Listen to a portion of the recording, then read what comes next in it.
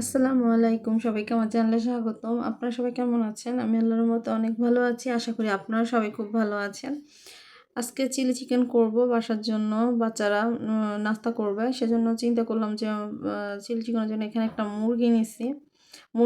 মুরগিটাকে ছোট ছোট করে পিস করে কেটে নিছি, কারণ দেখা যাচ্ছে যে এর সাথে যেহেতু ক্যাপসিকাম, পেঁয়াজ আর বিভিন্ন সবজি যাবে, সেজন্য ছোট ছোট করে কেটেই নিছি। কেটে প্রথমে আমি মাংসগুলোকে আগে একটু ভেজে নিব। এই যে ছোটো ছোটো মাংসগুলোকে আমি ছোটো ছোটো করে আগে পিস করে নিছি। তারপর এখানে আদা বাটা, রসুন বাটা দিয়ে নিছি। সামান্য পরিমাণের মতো লবণ দিছি, সামান্য একটু হলুদ, সামান্য একটু মরিচ দিছি। দেওয়ার পর এখানে পরিমাণ মতো একটু টক দই দিছি। আর যদি টক দই না থেকে থাকে আপনাদের বাসায়, তাহলে একটু লেবু 2-3 পিস লেবু দিলেই হবে। লেবু আর দুধ দিয়ে দিছি, এতেও টক দইয়ের কাজই করবে।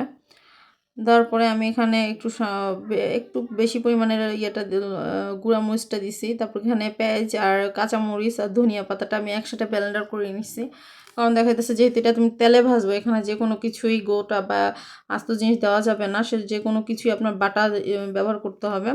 আর আমি আদা বাটা, রসুন বাটা যেহেতু দিয়ে দিছি, ওখানে আপনার যদি না থাকে তাহলে আপনারা আদা বাটার গুঁড়া দিতে পারবেন, সমস্যা নেই, টেস্ট একই হবে।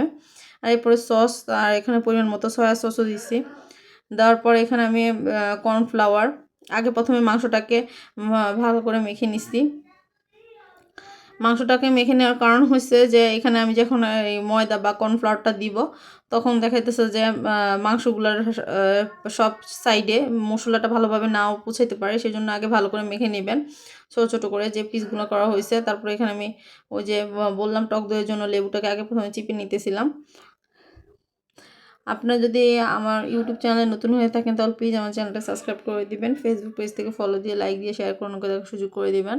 এখানে আমি 3 পিস পরিমাণে লেবু দিছি। তারপরে আমি এখানে কর্নফ্লাওয়ার, ময়দা দোনোটাই ইউজ করছি, কারণ দেখা যাচ্ছে এই যে আমি প্রথমে আগে এখানে ময়দা দিয়ে নিছি। কারণ কর্নফ্লাওয়ারটা দেওয়ার মানেটা হচ্ছে যাতে জিনিস যে কোনো কিছু ক্রিস্পি হয়, খুব মজা হয়। সেজন্য আপনারা ইচ্ছা করলে এখানে নাও দিতে পারেন, সমস্যা নেই। তাতেও স্বাদ কোনো কমতে হবে না, যেহেতু এটাকে আগে প্রথমে একটু ভেজে নিতে হবে। এই যে দেখেন আমার সম্পূর্ণ জিনিসটা মাখা হয়ে গেছে।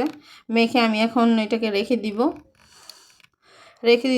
আধা ঘন্টার মতো রেখে দিলেই হবে, কারণ ওই মশলার যাতে মাংসের ভিতরে ঢুকে। আর যদি নগদ নগদ আপনারা ভাজতে চান, সমস্যা নেই। এই যে আমি ফ্রিজে রেখে দিছিলাম, এই ছোটো ছোটো সবগুলো জিনিস আমি আগে ভেজে নিব। একটা একটা করে আমি সম্পূর্ণ জিনিস দিয়ে দিতেছি। এই যে দেখেন ভেজে নিব আমি একটা একটা করে। যখন সম্পূর্ণ জিনিসটা ভেজে নিব, তারপরে যে আমি এর সাথে যা যা প্রয়োজনীয় আছে, সবজি আছে, ওগুলো দিব। এই যে দেখেন আমার প্রত্যেকটা মাংস যে এভাবে করে আমি প্রথমে ভেজে নিছি। দেখেন দেখতেই এখন অনেক লোভনীয় লাগতেছে। এভাবেও খাওয়া যায়। আসলে মাংসকে আমরা যে কেউই দেখা যাইতেছে যে মাংস যে কোনোভাবে ভাজলে হয়তো খেতে লাগবে আর ভালো লাগবে, আর বাচ্চারা হয়তো কোনো কথাই নেই। দেখেন আমি এখানে একটা পাতিল বসাই দিয়েছি, এখানে তেজপাতা, দারচিনি, লং দিছি, কারণ যেহেতু মাংসের জন্য একটু আলাদা সেন্ট না হলে তো ভালো লাগবে না। সেজন্য আমি এখানে লং, তেজপাতা সব কিছু দিয়ে নিছি। আর রসুন আমি দুটো এখানে রসুন কুচি করে কেটে নিছি। রসুনটা যখন তেলটা একটু গরম হয়ে যাবে, তখন আমি রসুনটা দিয়ে দিব। দিয়ে একটু আমি ভালো করে ভেজে নিব, হালকা বাদামি রঙের হলে হবে। যখন এটা বাদামি রঙের হয়ে যাবে, তখন এই যে যখন বাদামি কালার হয়ে যাবে, ওইখানে আমি আবার আলাদা করে একটু কাঁচা মরিচের পেস্টটা দিয়ে দিছি, সামান্য পরিমাণের লবণ, একটু সব কিছু, যেহেতু ওখানে এর আগে আমি মাংসের মধ্যে সয়া সসটা দিছি, লবণটা দিছি, আদা বাটা, রসুন বাটা আগেই দিয়ে দিছি, তাই লবণটা একটু বুঝে দিতে হবে। তো এখানে আমি দেখেন এই যে সামান্য পরিমাণের গাজর, যে সবজিগুলো ছিল, পেঁয়াজটা একটু কিউব করে কেটে নিচ্ছি। দেওয়ার পরে এখানে আমি সস দিছি, সসটা একটু বেশি পরিমাণে দিতে হবে। তারপরে এই যে আমি ছোটো ছোটো যে মাংস পিসগুলোকে ভেজে রাখছিলাম, সেই মাংস পিসগুলো দিয়ে দিছিলাম। সম্পূর্ণ দিয়ে দেওয়ার পরে এই যে ভালো করে নেড়ে চেড়ে নিতেছি। সামান্য পরিমাণ একটু সয়া সস উপরে দিয়ে দিছি। আর এই শাসলিকের যে মাংসটা আছে এটা আসলে খেতে খুবই মজা। তারপরে যখন আপনার সব কিছু ম্যারিনেট বা হয়ে যাবে, সুন্দর করে মাখা হয়ে যাবে, তার উপর দিয়ে আপনার সসটা আরেকবার একটু সামান্য পরিমাণ দিয়ে দিবেন। আসলে সসটা আসলে কী পরিমাণ দিবেন সেটা নির্ভর করে যে আপনি কী পরিমাণ মাংস রাঁধতেছেন তার উপরে। তারপরে আমি এখানে যখন মাংসটা প্রায় হয়ে আসছিল তখন ওই যে তিল, সাদা তিল ছিল, সেই সাদা তিলটা আমি পরিমাণ মতো অল্প কিছু উপর দিয়ে ছিটিয়ে দিছি।